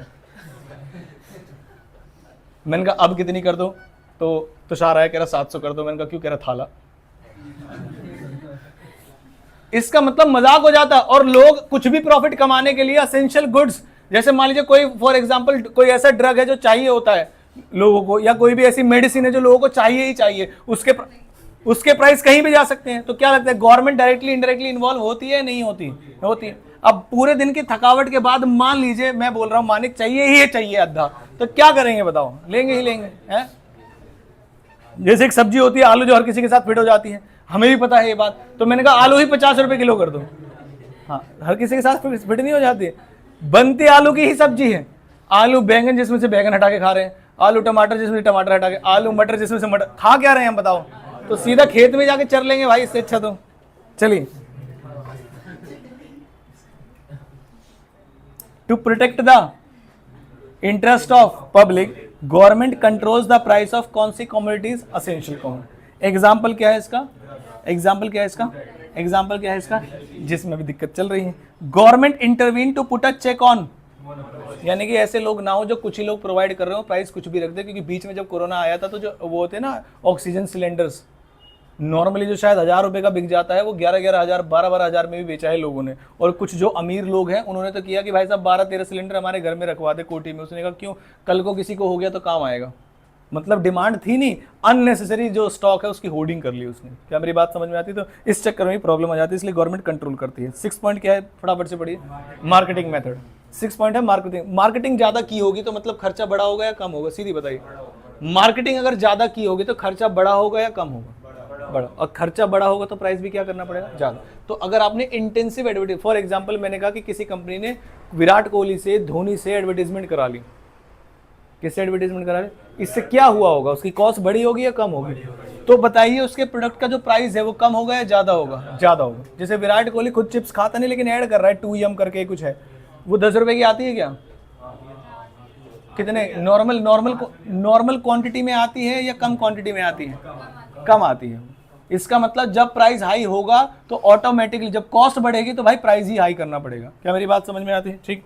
तो यहाँ पर लिखा हुआ है इंटेंसिव एडवर्टाइजमेंट है तो क्या प्राइस चार्ज करना पड़ेगा? High price. और क्या लिखा हुआ है? Vice versa. अदर फैक्टर्स क्या है इसके? सबसे पहला, जैसे आजकल परफ्यूम जो है मेरे हिसाब से वो फ्रेग्रेंस से ज़्यादा पैकेजिंग पे बिकते हैं, क्योंकि परफ्यूम को गिफ्ट आइटम बना दिया आज की डेट में। तो जितनी ज़्यादा अच्छे से पैकेजिंग होगी उसकी, उतना ही प्राइस क्या होगा उसका? हाई। नेक्स्ट क्या है? अगर डिस्ट्रीब्यूशन सिस्टम में कोई मीडिएटर नहीं है तो आप प्राइस क्या रख सकते हैं? लो। लेकिन जितने ज़्यादा मीडिएटर आ जाएंगे तो क्या उनकी भी कमीशन ऐड होती रहेगी? कमीशन ऐड होगी तो क्या बढ़ जाएगी? कॉस्ट। और फिर क्या बढ़ जाएगा उससे? प्राइस। तीसरा वाला क्या है? सेल्समैन। ज़्यादा सेल्समैन तो ज़्यादा कॉस्ट तो ज़्यादा प्राइस। नेक्स्ट क्या है? Customer support. अगर आप चाहते हैं कि एक बढ़िया C customer support service system आप बनाएं जिसके अंदर बहुत जल्दी सॉल्यूशन हो जाए आपकी प्रॉब्लम्स का, तो ऐसे के लिए आपको ज़्यादा एम्प्लॉयज़ रखने पड़ेंगे, ज़्यादा सिस्टम डेवलप करना पड़ेगा जिसमें कॉस्ट ज़्यादा लगेगी, और कॉस्ट ज़्यादा लगेगी तो प्राइस ज़्यादा। सीधा सिस्टम है कि कॉस्ट पे क्या फर्क पड़ रहा है देख लीजिए। जैसे ज़्यादा मार्केटिंग मेथड यूज़ किए तो कॉस्ट क्या हो रही होगी? फटाफट से बताइए। बढ़ रही हो, कॉस्ट बढ़ रही है तो प्राइस बढ़ाना पड़ेगा। सीधी सी बात है। यहाँ तक समझ में आया आपको? अब बस आप मुझे हाई और लो बताना। सबसे पहले क्या लिखा हुआ है? प्राइसिंग। कितने ऑब्जेक्टिव्स? 3। मैं बोलूंगा आपको बताना हाई या low. Market share leadership, survive in a competitive market, price leadership, quality leadership है। पहली बात में क्या है? क्वालिटी। तो क्या करेंगे उसमें? हाई। दूसरा पॉइंट आया प्रोडक्ट की कॉस्ट। तो पहले कौन सी कॉस्ट कवर करें? टोटल। अगर कंपटीशन बहुत ज्यादा है, प्राइस कम रखना है तो मिनिमम कौन सा वाली कॉस्ट? Variable cost. तीसरा वाला point extent of high competition low price, low competition high price. Next customer demand and अगर आपके प्रोडक्ट की जो डिमांड है वो ज्यादा है, यूटिलिटी भी ज्यादा है और इलास्टिक डिमांड है, तो क्या करेंगे? हाई, अदरवाइज क्या करेंगे? लो। नेक्स्ट, गवर्नमेंट, इसमें हाई लो नहीं बताना, हम बोलेंगे गवर्नमेंट इनडायरेक्टली कंट्रोल करती है असेंशियल कमोडिटीज के प्राइस को, ताकि मोनोपोलिस्ट पे क्या किया जा सके? चेक किया जा सके। उसके बाद 6 पॉइंट क्या है? Market, intensive marketing method, aggressive selling techniques अगर यूज की गई है तो हाई, अदरवाइज क्या करना पड़ेगा? लो। बस इतनी सी बात है। अब आ जाते हैं कौन से वाले मिक्स पे, फटाफट से बताइए। प्रोडक्ट मिक्स पे क्या कोई लाइन तो नहीं छोड़ रहे हम? 1 बाय 1 पढ़ रहे हैं। केस स्टडीज भी हम करेंगे, लेकिन कोई लाइन नहीं छोड़नी है, क्योंकि आपने कोई लाइन छोड़ी और पेपर में आ जाए तो दूसरे के बहाने ही रहना पड़ेगा। क्या मेरी बात? और अगर 10 दिन मिले हैं तो अच्छे से रिवाइज करके पेपर को देंगे। अब आते हैं कौन से मिक्स पे? हाँ जी, वही, हाँ, वही। चलो, कौन सा मिक्स है फटाफट से बताओ। कह रहे प्रोडक्ट मिक्स के अंदर क्या क्या आता है? तो 3 चीजें आती हैं।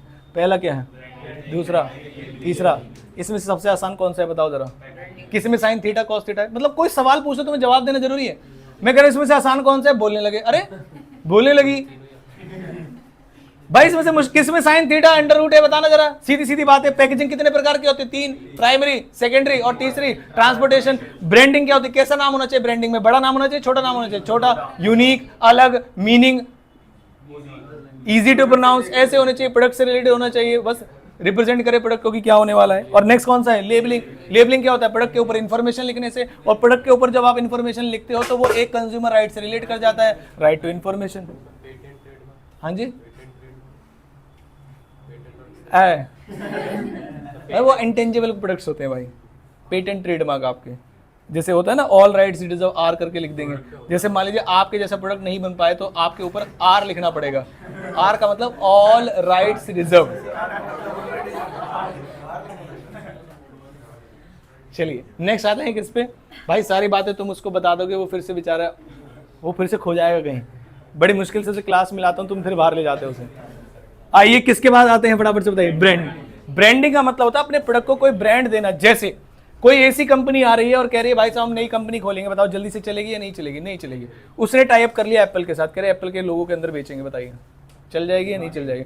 चांसेस है कि चल सकती है, मोर चांसेस, दौड़ने लगेगी, चलनी छोड़ो। तो ब्रांडिंग। अब इसके अंदर कुछ बात होती है, जैसे ये ब्रांड है ये क्या है फटाफट से बताओ? बिल्ली है, ठीक है। ब्रांड नेम क्या है इसमें? ब्रांड मार्क क्या है? बिल्ली। ट्रेड मार्क क्या है इसमें? क्या है ट्रेडमार्क? All rights reserve. ये बिल्ली आप यूज नहीं कर सकते। क्या मेरी बात समझ में? अब आप बोलोगे सर शाहीन-बाग के अंदर 100 रुपए की टी शर्ट भी लगी होती है, तो उन्हें फर्क नहीं पड़ता शाहीन-बाग में क्या चल रहा है? कंपनी उतने बड़े लेवल पे है ना, कोई नई बड़ी कंपनी जिसके बिलियन डॉलर्स में सेल है या मार्केट वैल्यूएशन है, अगर वो इस्तेमाल करेगी तो वो कॉपीराइट स्ट्राइक मारेंगे।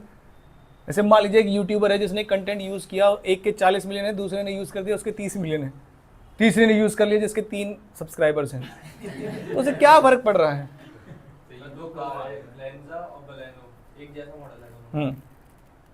देखो वो मार्केट के अंदर ना वो कह देते हैं कि नहीं नहीं हमने कॉपी नहीं की, तो हमारा अपना डिजाइन है, पहले से काम चल रहा था, रिसर्च एंड डेवलपमेंट चल रही है। तो कोर्ट के अंदर इतने केसेस है, कोर्ट कहते हैं यार छोड़ो ना, तुम अपनी कार बनाओ।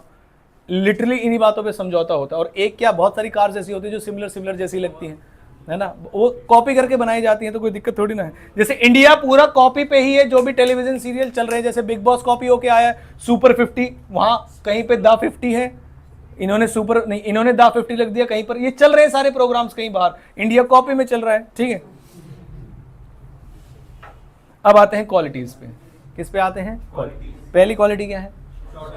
दूसरा, तीसरा सजेस्टिव, मतलब पता लगना। जैसे लेंस काट, तो लेंस का मतलब जनरली आंखों से रिलेट किया जा सकता है। उजाला मतलब वाइटनेस को लेकर है।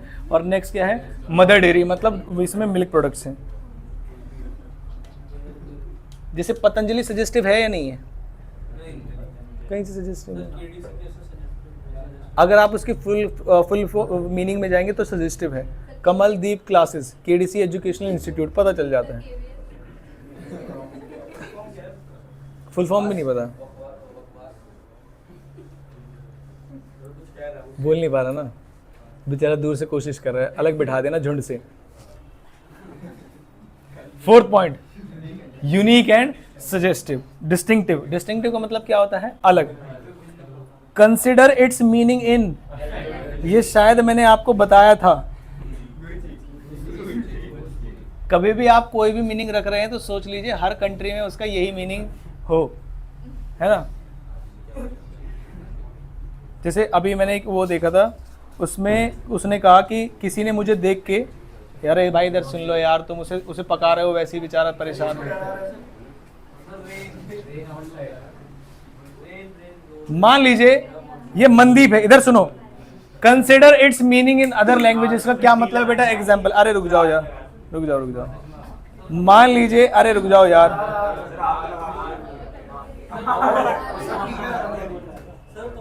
अरे सुन लो यार, अब मुझे कंसेप्ट तो बता लेने दो। मनदीप बहुत खुश है आज, कह रहा है किसी ने मुझे बोल दिया ये। अब सुन तो लो भाई, मेरी बात तो सुन लो। बाद में पता चला बंगालन लड़की थी, इसे धमका रही थी, कह रही हॉट, लेकिन ये तो स्वाद ले गया खामखा। इसीलिए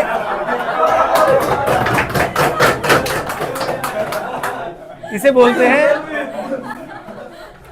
बोलते हैं consider it's meaning in other languages. भाई मैंने समझाने के लिए बोला, पूरा मत बोलो। नहीं भाई, मैंने एग्जाम्पल दिया है ऐसे। अच्छा, स्नैपचैट पे किसी ने बोला था, लेकिन वो भाई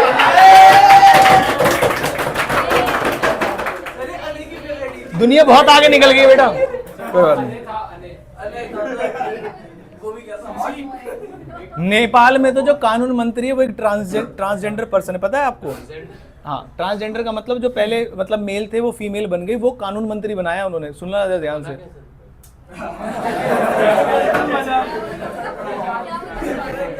अरे सुन भाई, इसके लिए 11th PCB में एडमिशन लो, तब बताएंगे आपको साइंस के टीचर्स, ठीक है। चलिए, एडवांटेज भाई, एडवांटेज सुन लो। ये थ्योरी में आ गया, अगर ये थ्योरी में आ गए अने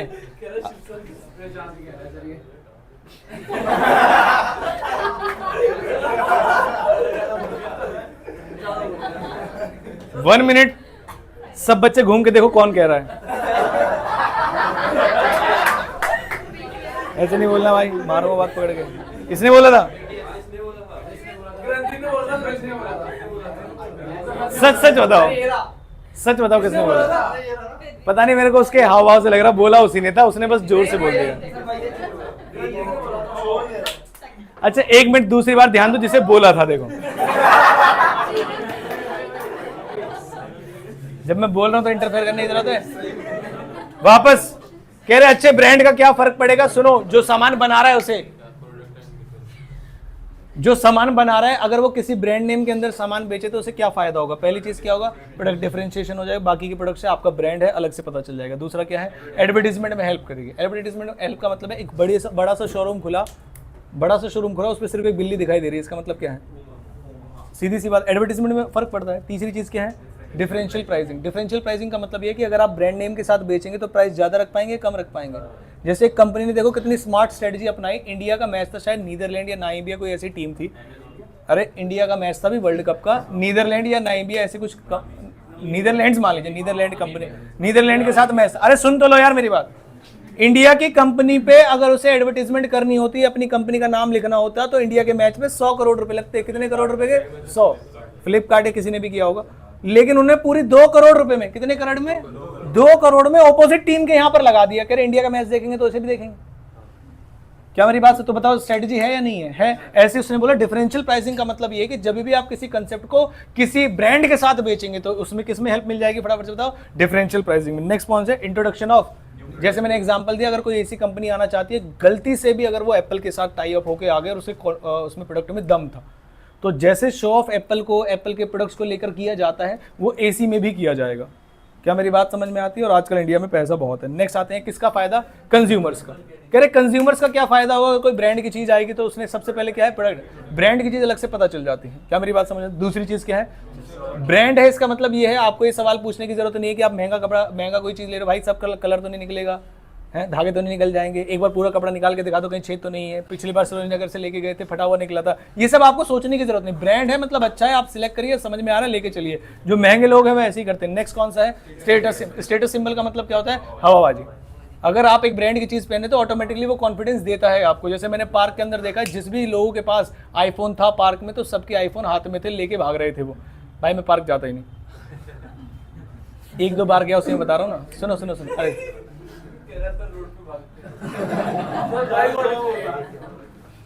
अरे तुम्हारा एग्जाम्पल अभी बताता हूँ, सुनो। लेकिन जिनके भी पास कौन सा प्रोडक्ट था अदर देन, उन सबके फोन पॉकेट में थे और वो अपना ईयरबड्स लगा के भाग रहे थे। इसलिए स्टेटस सिंबल तो होता है, सीधी सी बात है। जैसे स्कूल में एडमिशन कराना आज की डेट में पेरेंट्स के लिए स्टेटस सिंबल वाली बात होगी कि मेरा बच्चा कौन से स्कूल में पढ़ रहा है, ये भी स्टेटस सिंबल हो चुका है। उसे कौन सी बस लेने आती है, कितनी महंगी बस लेने आती है, कौन छोड़ने आता है, ये सब स्टेटस सिंबल बन चुका है आज की डेट में, और बहुत कंपनीज इससे पैसा कमा रही हैं। बी पॉइंट पे आ जाते हैं, कौन से वाले? अभी हमने कौन सा पढ़ा था? ब्रांडिंग के 3-4 फायदे बता दीजिए। पहली चीज, प्रोडक्ट को आइडेंटिफाई करने में आसानी हो जाती है। डिफरेंशियल प्राइस, अभी एसेंशियल्स नहीं, मैं फायदे बता रहा हूँ। डिफरेंशियल प्राइस करने में आसानी रहती है, इजी मार्केट मिल जाती है आपको, प्रोडक्ट लॉन्च करने में आसानी रहती है, ये सब फायदे हैं उसके। अब आइए पैकेजिंग में। पैकेजिंग में क्या है? 3 तरह की पैकेजिंग होती है। पहली कौन सी? प्राइमरी, दूसरी सेकेंडरी, टर्सरी कोई नहीं बोलेगा, कौन सी है? ट्रांसपोर्टेशन। प्राइमरी पैकेजिंग का क्या मतलब होता है आपके सामने दिखाई दे रहा होगा, अब ये काम आएंगे। प्राइमरी पैकेजिंग का मतलब यहाँ पर ये है, भाई बीच बीच में क्या बोल रहा है बेटा? कहाँ है बॉटल?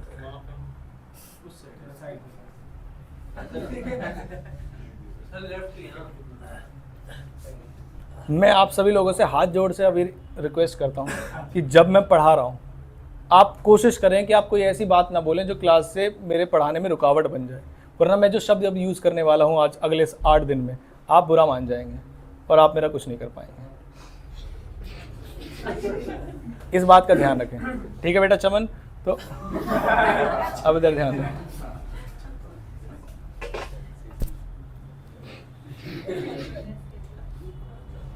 बेटा चमन के बाद एक और वर्ड है, बोल दूं?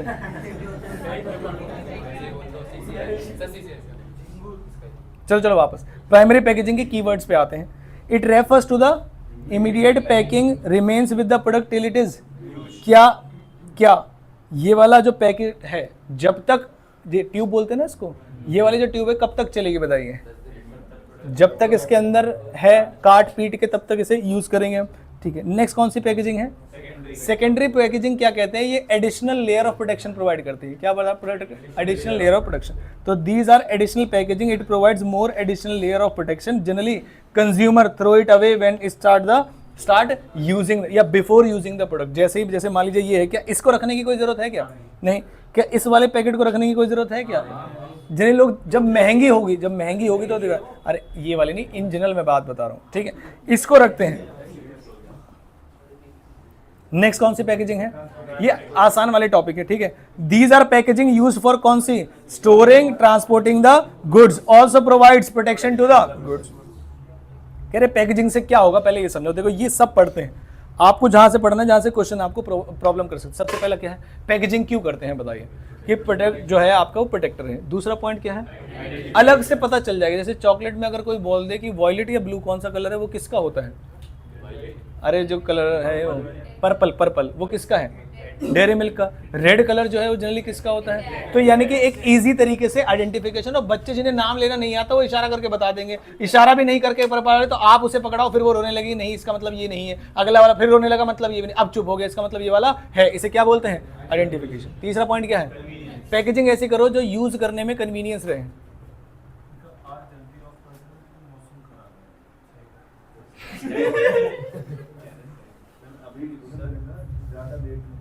नहीं ज्यादा लेट नहीं है। कन्वीनियंस का मतलब सुनो जरा ध्यान से। हाँ सही।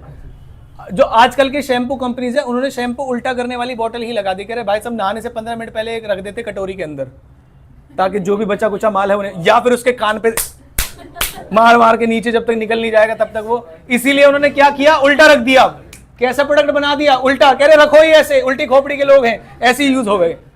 क्या मेरी बात समझ में आती है? ठीक है, इसे कन्वीनियंस बोलते हैं। फोर्थ पॉइंट क्या है?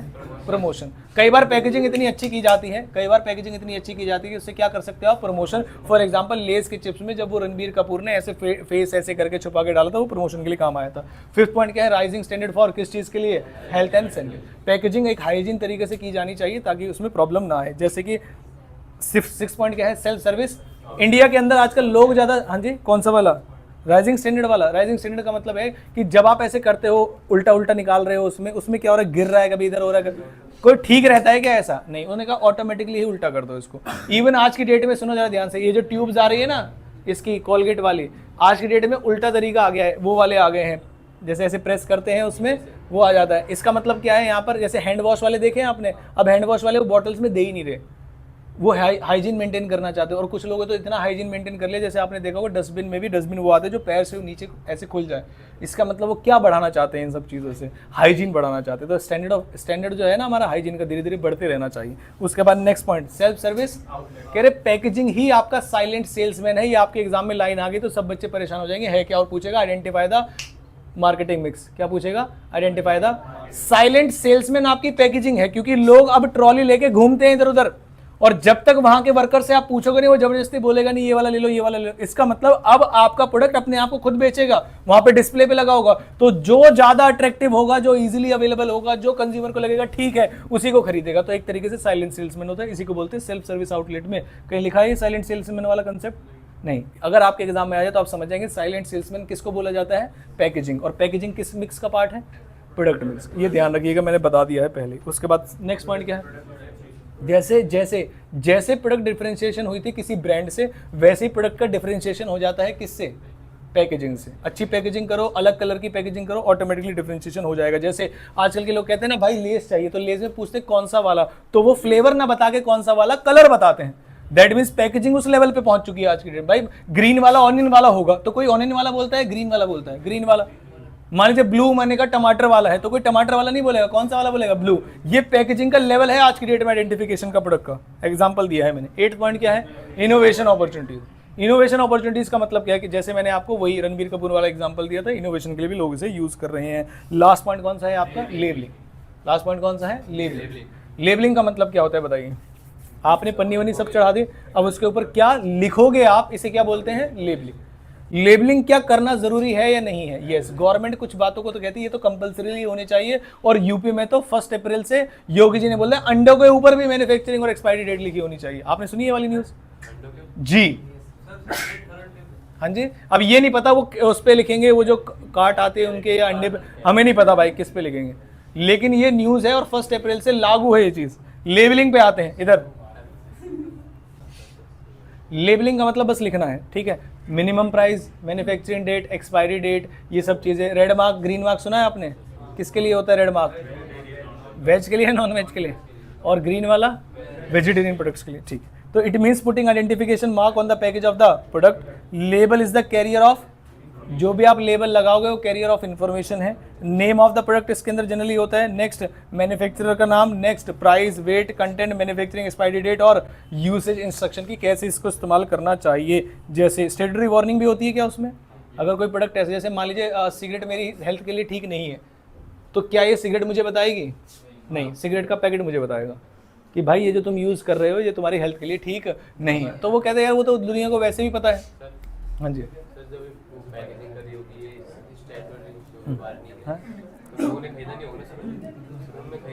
नहीं खरीदा है, लोगों को ना बस चाहिए भाई, शुरू में नहीं खरीदा होगा ना, पता नहीं तब भी खरीदा था, तब भी खरीदते हैं। टबैको कोई प्रोडक्ट खरीदो आप, ऐसे लोगों का जो खटा हुआ मुंह, छाले कैसे कैसे हो जाते हैं, उन सबकी फोटो लगाते हैं, लेकिन तब भी लोग खा रहे हैं। क्या कर सकते हैं? किसकी? एल्कोहल में लिवर की फोटो नहीं, मैंने उन्होंने सारी फोटो से ही प्रेजेंटेशन की, इंग्लिश में भी लिखा हो सकता है कि आपके लिए डेंजरस है। बेटा बोल दो मैं क्लास में हूं, बस अभी थोड़ी देर में फ्री होने वाला हूं। चलिए लेबलिंग पे आइए। पहला फीचर, वापस पहला फीचर क्या है? डिस्क्राइब द प्रोडक्ट एंड सब, और क्या करेगा? स्पेसिफाई करेगा कंटेंट। दूसरा पॉइंट क्या है? Identify the product. तीसरा पॉइंट क्या है? ग्रेड करने में, अलग अलग ग्रेडिंग में लाने में। नेक्स्ट कौन सा है? सेल को प्रमोट करेगा। नेक्स्ट क्या है? Providing information required by the law. Law बताता है, कंटेंट बताइए, एक्सपायरी डेट बताइए, मैन्युफैक्चरिंग डेट बताइए, प्राइस बताइए, सारी चीजें, एमआरपी वगैरह बताइए। और नेक्स्ट कौन सी वाली वार्निंग? स्टेटरी वार्निंग, इस तरीके की, ठीक है? अब नेक्स्ट आते हैं कौन से? प्राइस मिक्स हमने कर लिया है। प्रमोशन कराऊंगा, प्लेस आप पढ़ लेना। प्रमोशन मिक्स, प्रमोशन मिक्स में कितनी चीजें होती हैं? 4। ये हमारे आज का आखिरी टॉपिक है। प्रमोशन मिक्स में कितनी चीजें होती हैं? 4। ये जो जबरदस्ती आप क्लास में आके बैठ गए और आपने सुन लिया, ये यकीन मानना जब एग्जाम में आएगा क्वेश्चन तो केस स्टडी में तो कोई प्रॉब्लम नहीं आएगी आपको, और सुनी सुनी बातें में 1-2 बातें भर भी सकते हो। ध्यान रखिएगा इस बात को, ठीक है? आइए, पहला क्या लिखा हुआ है? दूसरा, तीसरा, चौथा, मैं अब कुछ एग्जाम्पल दूंगा और आपको मुझे बताना है मैं किसके बारे में बात कर रहा हूं। मैं इस काम को कर दूंगा और ज्यादा से ज्यादा लोगों तक पहुंच जाऊंगा। क्या होगा वो? कम समय में ज्यादा रीच होती है। एक्सपेंसिव कौन सा होता है? एडवर्टाइजमेंट। अगर मैं बोलूं पर पर्सन रीच के हिसाब से कौन सा, तो पर्सनल सेलिंग ज्यादा एक्सपेंसिव होता है। क्या मेरी बात समझ में आती है? आगे चले, ये क्या है? इसमें क्या लोगों के पास पास जाया जाता है? हाँ। एडवर्टाइजमेंट कहाँ कहाँ कर सकते हैं हम बताइए जरा फटाफट से। ऑफलाइन ऑनलाइन दोनों मोड में की जा सकती है। आज की डेट में पर्सनल सेलिंग ज्यादा मतलब टॉपिक में आता है, ऑनलाइन मतलब या ऑनलाइन वाली चीजें, एडवर्टाइजमेंट में ऑनलाइन वाली चीजें ज्यादा लोग प्रेफर कर रहे हैं क्योंकि एनिमेशन वीडियोस वगैरह का यूज करके ज्यादा अच्छा हो रहा है। हाँ जी, डिपेंड करता है। अगर आप ऐड बना के ऑनलाइन में कहाँ कहाँ रन करवाना चाहते हो तो एक्सपेंस उसके हिसाब से, ऐड में किसको लेना चाहते हो, बहुत सारी चीजें बेटा एडवर्टाइजमेंट में आ गए। एडवर्टाइजमेंट और पर्सनल सेलिंग में डिफरेंसेस सब कुछ पढ़ा जा सकता है। तो मैं आगे इधर बताइए कौन सी पर्सनल फॉर्म है और कौन सी इम्पर्सनल फॉर्म है एडवर्टाइजमेंट और पर्सनल सेलिंग में। एडवर्टाइजमेंट कैसी फॉर्म है? इम्पर्सनल, पर्सन से लेना देनी, अपने आप पढ़ो। पर्सनल सेलिंग क्या है? पर्सनल फॉर्म है, पर्सन के अकॉर्डिंग उसकी पिच को हम डायरेक्ट कर सकते हैं। नेक्स्ट कौन सा है? किस में चेंज किया जा सकता है? पर्सनल से। एडवर्टाइजमेंट तो हो गई। नेक्स्ट कौन सा है? किसकी कम समय में ज्यादा रीच है? एडवर्टाइजमेंट। कॉस्ट किसकी ज्यादा है? तो डिपेंड करता है। वैसे तो एडवर्टाइजमेंट एक्सपेंसिव है, लेकिन अगर कवरेज को देखा जाए तो पर पर्सन कॉस्ट कम आती है उसकी। नेक्स्ट क्या है? किसकी कवरेज ज्यादा है? एडवर्टाइजमेंट, कम समय में ज्यादा कर। नेक्स्ट कौन? फीडबैक किस में पॉसिबल है? पर्सनल सेलिंग में। यूज ऑफ मास मीडिया किस में किया जाता है? एडवर्टाइजमेंट। यूजफुल फॉर किसके लिए? तो अगर प्रोडक्ट्स पहले से ही स्टैंडर्डाइज हैं तो आप क्या इस्तेमाल कर सकते हैं? एडवर्टाइजमेंट। क्या इस्तेमाल कर सकते हैं? लेकिन जो नए प्रोडक्ट हैं, इंडस्ट्रियल प्रोडक्ट्स हैं, उनके लिए क्या इस्तेमाल करना पड़ेगा आपको? Personal selling. क्या मेरी बात समझ में आती है? ये एडवर्टाइजमेंट और पर्सनल सेलिंग हो गया। एक बात बस प्रमोशन वाला बता दूं आपको, बात खत्म।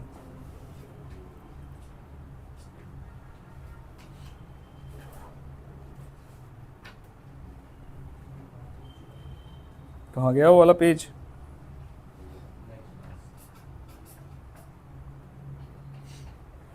बेटा अब तो बोर्ड्स आगे, नेक्स्ट करते करते हैं।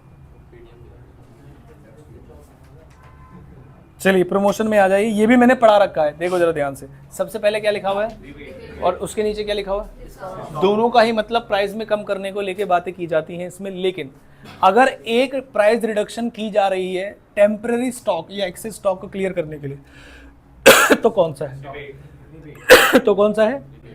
लेकिन in general reduction in price को क्या बोलते हैं? अगर डिस्काउंट दिया जा रहा है एक्सेसिव स्टॉक को क्लियर करने के लिए, ऑफ सीजन सेल जो होती है आपकी, वो सब किसके अंदर आती है? रिबेट। लेकिन जनरल रिडक्शन इन प्राइस है तो किसके अंदर आएगा? डिस्काउंट। बेटा इधर देखो दोबारा से। जैसे फॉर एग्जांपल अभी सर्दियों का समय चल रहा है, गर्मियों का समय चल रहा है। अभी गर्मियां आ रही हैं और सर्दियां कभी जा रही हैं, लेकिन सर्दियों के कपड़े तो कोई नहीं खरीद रहा होगा। तो किसी कंपनी ने अगर प्राइस कम कर दिए, 70% ऑफ कर दिए, किस चीज के लिए? एक्सेसिव स्टॉक को क्लियर करने की। भाई जैकेट खरीद लो, अगले साल काम आ जाएगी, इतने रुपए में दे रहे हैं। क्या मेरी बात समझ में आती है? तो अगर ऐसा डिस्काउंट है जो कि स्टॉक को क्लियर करने के लिए, एक्सेसिव स्टॉक को या एंड ऑफ सीजन सेल करने के लिए, तो वो किसके अंदर आएगा? रिबेट के। डिस्काउंट नॉर्मल समझ में आता है। नेक्स्ट कौन सा है? रिफंड में यहाँ का मतलब ये है कि आप कोई ना कोई पार्ट ऑफ प्रोडक्ट या कंटेनर वापस करेंगे तब आपको कुछ मिलेगा। उसके बाद नेक्स्ट कौन सा है? 2 पॉइंट हमेशा एग्जाम में पूछे जाते हैं, एक प्रोडक्ट कॉम्बिनेशन और दूसरा कौन सा है? Quantity gift. देखिए प्रोडक्ट कॉम्बिनेशन का मतलब है एक के साथ दूसरा प्रोडक्ट। शैम्पू के साथ कंडीशनर किसके अंदर आएगा? किसके अंदर आएगा? प्रोडक्ट कॉम्बिनेशन के अंदर। लेकिन मैं बोलूँ 30% extra, 40% extra, by one get one, वो किसके अंदर आएगा? क्वांटिटी बढ़ाकर दी जा रही है आपको। नेक्स्ट कौन सा है? Instant draws and assign gifts. Instant draws and assign gifts सभी प्रोडक्ट्स में मिलते हैं, लेकिन अगर लिखा गया है लकी ड्रॉ तो क्या सभी लोगों को मिलेगा या कुछ ही लोगों को मिलेगा? 10 भी हो सकते हैं, 5 भी हो सकते हैं, 3, 1 भी हो सकता है। नेक्स्ट कौन सा है? ये जो वाउचर वाला पॉइंट मैंने कहानी बताई थी, इसकी वाउचर खरीद लीजिए, अगली शॉपिंग पे 5000 की शॉपिंग तक 2000 का डिस्काउंट, ऐसा कुछ चलता है। नेक्स्ट कौन सा है? आज की डेट में हर चीज़ में अवेलेबल है और ये सबसे बढ़िया सेल बढ़ाता है। हाँ वहीं से, जैसे फॉर एग्जांपल मैंने रिलायंस के यहाँ जाके आईजीओ से कोई प्रोडक्ट खरीदा तो उसने कहा 2000 की सेल पे 1000 की कूपन फ्री है। यानी अगली बार जब आप शॉपिंग करने आओगे तो अगर आपने 3000 की शॉपिंग की तो सिर्फ 2000 रुपये देने पड़ेंगे। ऐसे यूजेबल बेनिफिट्स हैं। ठीक है, फुल फाइनेंस का मतलब 0% पैसे पे आप कार ले जाओ, फोन ले जाओ, इसलिए कार और फोन की जो सेल है वो बढ़ रही है। नेक्स्ट कौन सा है? सैम्पलिंग। आप प्रोडक्ट को सैंपल के तरीके, जैसे आपने नीचे देखा होगा कई बार मुनाफा मार्ट के आगे जो है सैंपल मिलते हैं आपको हर चीज़ के, चाहे कुछ कोई भी चीज़, तो वो सैंपलिंग है, उसके अंदर आता है। और 11 पॉइंट कौन सा है? कंटेस्ट। कंटेस्ट करा देते हैं जिसके अंदर कुछ लोगों को टी शर्ट बांट दी, डांस दिखा दो, वो दिखा दो, तो एक तरीके का बस वो करा दिया आपने। नेक्स्ट कौन सा पॉइंट है बताइए? Public relation. बहुत बहुत बहुत इंपॉर्टेंट है, सब बच्चे मार्क कर लीजिए, किसी ना किसी सेट में आपको दिख जाएगा। रोल है इसका। पब्लिक रिलेशन का मतलब क्या होता है ये बताइए? एक तरीके से आपका सर्विस सेंटर, एक तरीके से क्या है आपका एग्जाम में कैसे पहचानेंगे, केस स्टडी में तो ऐसे पहचानेंगे किसी कंपनी की नेगेटिव इमेज थी, किसी कंपनी की नेगेटिव इमेज थी और पीआर करा के उसने कौन सी इमेज में पहुंचा दिया, पॉजिटिव। जैसे आज की डेट में हार्दिक पांड्या, आज की डेट में हार्दिक पांड्या की पॉजिटिव इमेज है, नेगेटिव इमेज है, कैसी इमेज है, फटाफट पॉजिटिव। लेकिन क्या ये सही बात है या नहीं है? अगर उनकी वाइफ जो पहले थी वो ऐसा कर देते तो इस समय पर इंडिया वाले जो थे वो ट्रोल करते थे बहुत ज्यादा। हार्दिक नहीं भाई, हार्दिक। तो ये सब पीआर का कमाल है। किसका कमाल है? पीआर का। भाई कुछ भी करो पॉजिटिव इमेज रखेंगे आपकी। तो रोल ऑफ पब्लिक रिलेशन क्या है? सबसे पहला पॉइंट क्या है? पब्लिसिटी।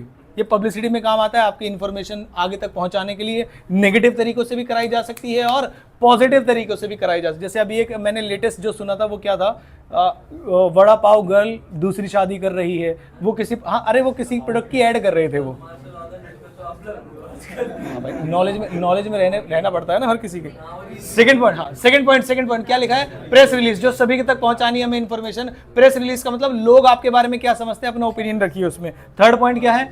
Corporate communication. किसको भी बताना है ये सारी बातें, किससे भी रिलेशन बना के रखने हैं बताइए? जो कॉर्पोरेट कमीशन, हम जो कॉर्पोरेट से कम्युनिकेशन करनी है अपने हैंडल से। नेक्स्ट कौन सा है? लॉबिंग और काउंसिल। दोनों में डिफरेंस बता दीजिए, बस बात खत्म।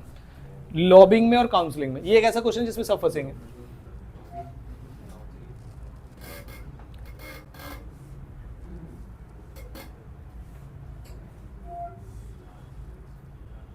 यहां पर जो आपका पीआर है वो एडवाइस कर रहा है आपकी कंपनी को कि क्या करना चाहिए, और यहां पर कौन इन्वॉल्व है? Government official. बस इन दोनों में यही डिफरेंस है। बाकी रोल क्या है ये पढ़ लीजिए, आपके एग्जाम में आ सकते हैं। सबसे पहला क्या है? पीआर डिपार्टमेंट का मतलब है आपके प्रोडक्ट को लेकर अवेयरनेस फैलाएं। दूसरा पॉइंट क्या है? Building credibility. क्रेडिबिलिटी वर्ड का मतलब है कि ये आपको जो प्रोडक्ट है धोखाधड़ी वाला प्रोडक्ट नहीं है, धोखाधड़ी वाला सर्विस नहीं है, पर्सन नहीं है। थर्ड पॉइंट क्या है? Stimulate sales force. स्टिमुलेट का मतलब एक एरिया में लेके जाना, आपकी सेल्स बढ़ाना। और चौथा पॉइंट क्या है? Lower promotion cost. अगर आपकी पीआर टीम अच्छी है तो आपकी और किसी चीज़ की प्रमोशन की जरूरत नहीं पड़ेगी, क्योंकि उसने आपके इमेज को पॉजिटिव कर दिया होगा। क्या मेरी बात समझ में आती है? इसमें एक जो टॉपिक रह गए वो एक बार आप रीड कर लेना। यहाँ पे मार्केटिंग आपका खत्म हो जाता है। ये मैंने कहा था कि मार्केटिंग मैं कराऊंगा, और आपको घर जाके कौन सा करना है? Consumer protection. कल सुबह क्लास नहीं रखेंगे हम अर्ली मॉर्निंग वाली। टाइमिंग आपके पास आ जाएगा कि अर्ली मॉर्निंग नहीं है तो कब है। क्या मेरी बात समझ? लेकिन तब तक आप कंज्यूमर प्रोटेक्शन और इन दोनों की केस स्टडीज कर चुके होंगे, ऐसा मेरी आपसे रिक्वेस्ट है। 11 बजे से पहले क्लास होगी नहीं, 11 बजे तक आपके पास समय है। मार्केटिंग और कंज्यूमर प्रोटेक्शन और प्लस केस स्टडीज आपको करके लानी है। कौन सा वाला? जब भी आप, हाँ जी थर्ड भी समझाता हूं। देखो, जैसे थ्रू आप अपने ही अंदर, सुना ध्यान से, आप अपनी कंपनी के अंदर लोगों को कुछ बताना चाहते हैं तो उसे क्या बोलते हैं? कॉर्पोरेट। उसके लिए आप क्या क्या निकालते हैं? रिपोर्ट, ब्रोशर्स और आर्टिकल्स निकालते हैं। जब आपको गवर्नमेंट ऑफिशियल्स के साथ कुछ कम्युनिकेशन करनी है तो उसे क्या बोलते हैं? लॉबिंग। और जब पीआर टीम मैनेजमेंट को समझाती है कि क्या करना है तो उसे क्या बोलते हैं? काउंसिल। ये तीन अलग अलग बात है। क्या मेरी बात समझ में आ जाए? Public relation. ठीक है, जाते जाते तुम्हें बोलना जरूरी तो मुझे पता है। ठीक है भाई, बंद कर दीजिए इसको, अगली क्लास में मिलेंगे।